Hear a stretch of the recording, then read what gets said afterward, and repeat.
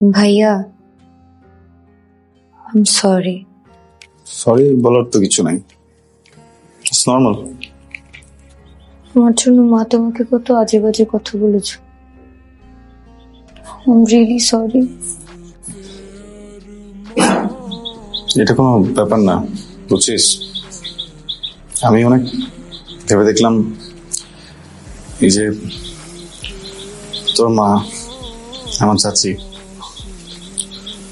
উনি তো আসলে তুই কোনো ভুল করলে একটা চট দিয়ে দিতে পারে, কারণ তুই উনার মেয়ে।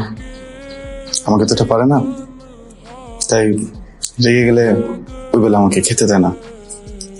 এই যে আমি খাবারটা পাই না, ক্ষুধায় কাতরাই,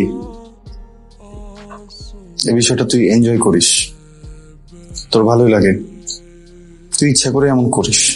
এছাড়া আমি তো তোকে সবই পড়াই, তাই না? মানে কোনো কিছু বাদ রাখি না, সব পড়া করাই, ধরি। কিন্তু পরীক্ষার হলে গিয়ে তুই ইচ্ছা করে রেজাল্ট খারাপ করিস। হ্যাঁ, তো আমি আসলে একটা সিদ্ধান্তে উপনীত হয়েছি, বুঝছিস? আমি তো খুব ভয় পাই কখন চাচি আমাকে বাড়ি থেকে বের করে দিবে, আমি কোথায় যাব, কি করব। তো এই আতঙ্কে আতঙ্কে না আমি আর থাকতে পারছি না, অস্থিরতা কাজ করে ভিতরে। আমি এই জন্য ওনারা বের করে দেওয়ার আগেই চলে যাব তোদের বাড়ি ছেড়ে, বুঝছিস?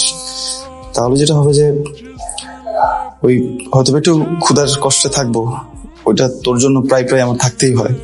কিন্তু ওই নেমো নেমো খারাপ বলবে না কেউ আমাকে। হ্যাঁ, আই এম রিয়েলি সরি। তুমি কি আমাকে একবার মাফ করতে পারবা প্লিজ? আই প্রমিস, আমি আমি ভালো করে রেজাল্ট করার ট্রাই করবো, প্লিজ। কাঁদছিস কেন তুই? আমি তো তোর চোখ মুছবো না।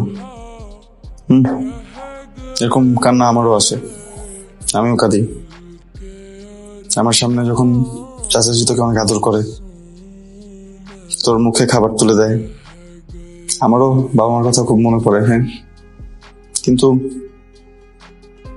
কান্না পেলেও আমি তোর মতো সবার সামনে কাঁদতে পারি না, একা একা লুকা লুকা কাঁদি। আমাকে যখন চাচি রাগ করে খাবার না দেয় তখন একটু তো কষ্ট লাগে, তখনও কান্না পায়। নেমো খারাম বললেও খুব কষ্ট লাগে, কান্না পায়।